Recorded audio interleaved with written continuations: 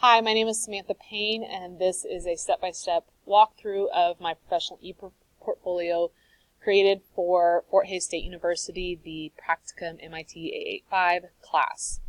So when you first get to my site, the most logical place for you to go would be the candidate info, and this is where you'll learn a little bit about who I am as a person. You can read through it here. You can also go through and watch a video if you'd like. Really the biggest takeaway on this particular section of the practicum was the statement of goals. So prior to now, I just kind of always had the goal in mind, well, I'm going to get my master's. And I hadn't really ever thought about, all right, now what? Like, I have my master's, now what?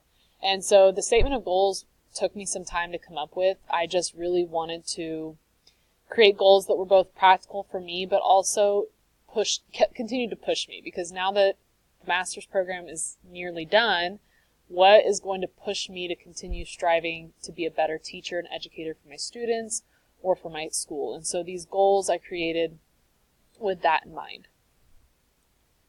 The technology philosophy goes through what I kind of envision for tech use within a classroom. For me, not all tech was created equal, okay? And I think that's a pretty easy sentiment to get behind. There are two types of teachers I encounter, really. There's the teachers that don't incorporate technology at all because they're afraid to use it, and I actually have an article within the article summaries that discusses that very idea. And then there's the teachers that want to use everything that they see, but they get overwhelmed because there's so much. Really, teachers need to learn an evaluation process. Ask the question, how will this make my classroom setting better? And then mesh them from there.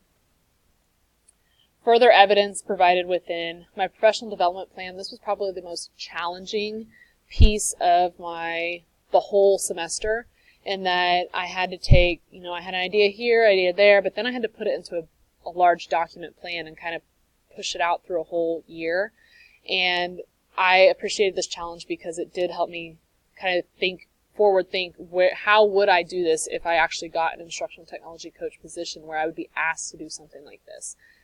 My professional development plan follows, right now in our school, the district was asked 7 through 12 to train all teachers in AVID-based strategies. And if you're unfamiliar with AVID, essentially it's strategies that help prepare students for life after high school, to create post-secondary success. And prior to this year, AVID was a class designed for a very select group of students, and only select group of teachers were trained. But this year, the district wanted us to become a true AVID school. And so teachers are asked to incorporate AVID strategies every week within their classroom. Okay? And as I was sitting through this 2-day training, I realized there was a lot of strategies here. There was a lot of awesome strategies here, but there wasn't any tech support to it. We have these iPads in our classroom, so how can I incorporate the iPad and the AVID within my classroom and really make sure that I'm getting the most bang for my buck there in terms of using tech with AVID? And so that's what my professional development is outlining. My professional face-to-face videos follow a similar sentiment. So gallery walk was a AVID strategy that I really took hold of. If you can't tell, I have 3 different videos over it. And so this first video shows how I train the staff how to use it, okay? So what it looks like setting it up from a teacher's perspective. And then this other video, this third video, that walks through how to train it or teach it to students. So this is me explaining it to the students. This middle video discusses the swivel device, which is used in our district. It was purchased by our district to help teachers with this impact cycle process, which is essentially reflecting on our teaching and growing on it. This swivel device is not free. It's far from free, okay? But I felt it important to include because with the AVID, with the impact cycle training, our school wants us to use these swivel devices. So I felt it important for my professional development plan to include that video. The professional presentations follow as such. So I have my gallery walk. This is a step-by-step process that I would share with teachers, showing them how to create a gallery walk with the settings that they need to set within Google Slides and etc. The second is the Powtoon introduction, how to use Powtoon, where they might use it.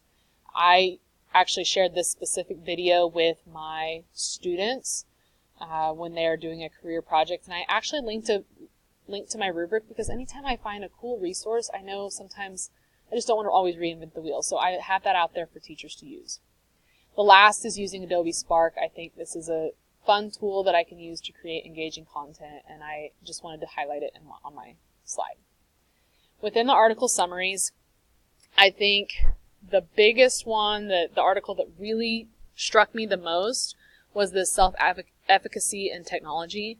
And essentially what the article said was, research said that when the digital natives, people born with technology in their lives, got to be teachers, technology was going to be a lot easier to incorporate in the classroom. And I know one of the biggest struggles I'm encountering with just teaching and doing this PDP is teachers are really not, they're good with technology, they use their phones all the time, but they don't necessarily know how to translate that into the classroom. So this article actually proved that it doesn't matter that they're digital natives. They can't really transfer the knowledge of being able to use it personally or have the confidence from using it personally to using it in a more high-risk situation like the classroom. So I felt that that was a super important article to highlight. I also looked at iPads as an assistive technology device for special education students, and then also just because AVID is, the goal is the critical thinking piece, I wanted to look at critical thinking and using technology. Throughout the extra resources, you're going to find a lot of things that I highlighted and created throughout my time here at Fort Hays, and it was kind of fun to reflect on that just because I have learned so much in my time as a Fort Hays State University student that it was fun to put it all into one place and really have that time capsule there. Thank you, and I hope you enjoyed my site.